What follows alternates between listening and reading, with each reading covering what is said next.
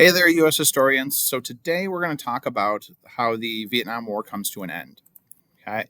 So first off, an incredibly important event that you need to know is the Tet Offensive. Like I said, you don't need to know a lot of events in this war as far as battles, but the Tet Offensive is definitely one of those things you do need to know. Now, the Tet Offensive is Tet is the Vietnamese New Year. Now, in celebration of this New Year, both sides agreed to a ceasefire. However, the Viet Cong, because the South Vietnamese and the U.S. have their guard down, are going to launch a major assault on every city in South Vietnam. Okay, as you can see on the right, they're going to sneak around the South Vietnamese defenses through the Ho Chi Minh Trail in Laos and Cambodia, and catch the United States and the South Vietnamese off guard. Okay. They seized the U.S. embassy in South Vietnam's capital of Saigon, and all of this is like televised. And so why this matters, right? And so what I'd be sure to write down, why the Tet Offensive matters is because up to this point, Americans thought that we were winning this war. And now all of a sudden, the United States government is telling the American public, like, the North Vietnamese, the Viet Cong are just about to come to the negotiating table. They're just about to break, right? Remember, war of attrition. And instead, now we are on the defensive everywhere. Now, once the Viet Cong come out of the jungle and into cities, we destroy them, right? They rack up massive casualties. But the reality versus the perception of what the American public sees of us being on the defensive is really what matters. And so because this war is so unpopular, that the American public is not happy with how this war is going. Okay. 1968 is a crazy year. One, because it's an election year. Okay. And so President Lyndon Johnson decides not to run for re-election, which almost never happens. Okay. Now, keep in mind, right, this is the era of segregation. And so remember, we talked about like college being one of the ways of getting exempt from the draft. And only recently have you kind of struck down segregation, which was basically saying, hey, they were banning people from going to school because of their race. And here is somebody that is, Martin Luther King saying, okay, nonviolent protest. And he is killed violently. Okay.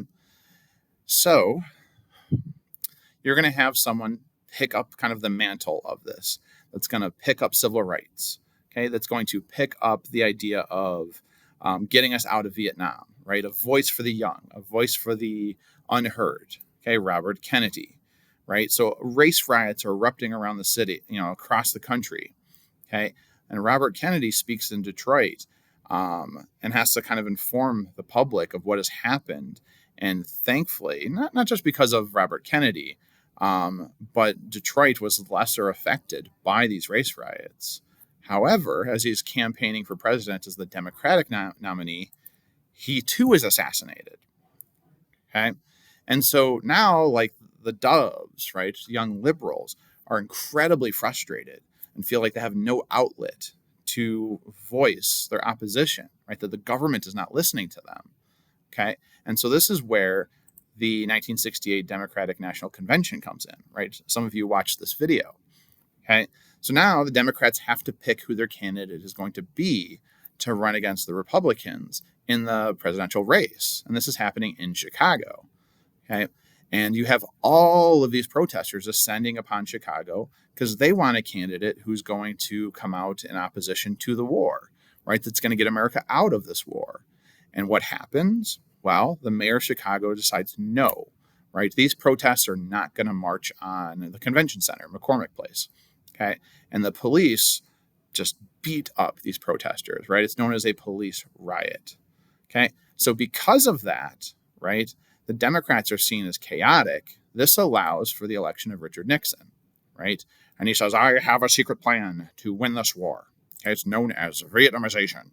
Okay, now if this seems like a weird word, it's because he makes it up, right? Vietnamization, there's a word in there, Vietnam, right?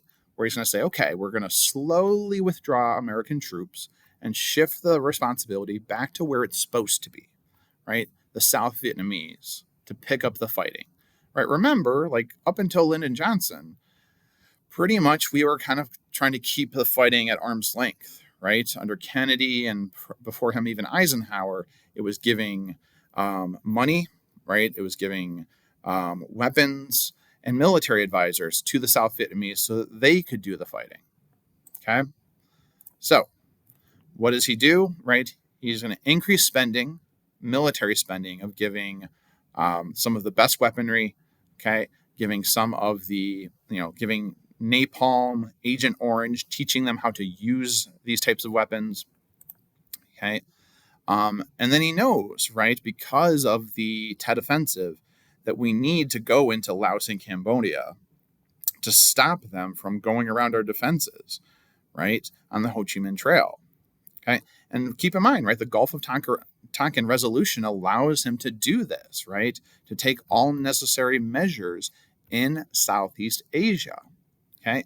And so he starts bombing raids. Now, this is kept a secret from the American public, which I think is kind of the biggest deal of why once this comes out that he's doing this, people are so unhappy. Now, at the same time, right, after we've kind of tried to weaken this is kind of the first opportunity for the South Vietnamese military to prove that it's capable of picking up responsibility for the fighting. And so the North Vietnamese military is on the retreat into Laos and Cambodia, into Laos specifically, okay? And they're ambushed, and the South Vietnamese pursue them, and they're ambushed, okay? They're tried to and they call for, essentially like cover fire. But their cover fire ends up hitting them, right? So they were killed by friendly fire is what that's called. And so they call for, evac. And so they're trying to basically hang on to the bottoms of these, the bottoms of the helicopter. But then all of a sudden they're getting hit by the trees, okay? And essentially being scraped off the trees and falling to their deaths in these terrible scene. But why this matters, right, is it just demonstrates how unprepared the South Vietnamese military is to handle this fighting on their own, okay? So eventually, okay, the United States in 1973, okay, is going to, bring North Vietnam to the peace table, right? And they're going to sign an agreement, a ceasefire to end the fighting in Vietnam. And they agree that the United States troops are going to leave. Now, here's the thing, right? Any North Vietnamese troops can stay in South Vietnam. And the South Vietnamese government is not happy with this, okay? Now, the United States demands, and North Vietnamese agree to return any American POWs, right, prisoners of war. Okay, and there's some that have been there since the entirety of the war. And they agree to hold a democratic election in South Vietnam. Okay, and so again, right, returning of American prisoners of war, right, you're talking about, reuniting families, people that, family members thought were dead or just did not know the fate of since, for years. Okay, so how does this war end, right? This is the last slide here. Okay, so Nixon, promises that if the North was ever to attack the South again, the U.S. would return.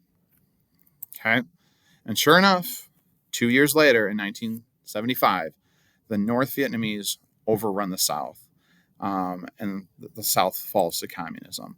So why doesn't the U.S. return? Well, one, if you know anything about Nixon, okay, he is undergoing his own kind of scandal with the Watergate scandal, right? He's about to be impeached. He will resign, essentially quits before he's going to be kicked out of office because he's using the CIA to spy on the Democrats. Okay. He has his own scandal, and eventually he quits the office and his VP, Gerald Ford, comes to office. Okay. So that's part of it. Okay. The other part is I think the American public just does not have the stomach. They don't want to go back to this, right? It's kind of this acknowledgement that we're done here. Okay. So ultimately that is the end of the Vietnam War. Okay, we're going to stop there for right now. Okay, have a wonderful rest of the day. Stay awesome, U.S. historians.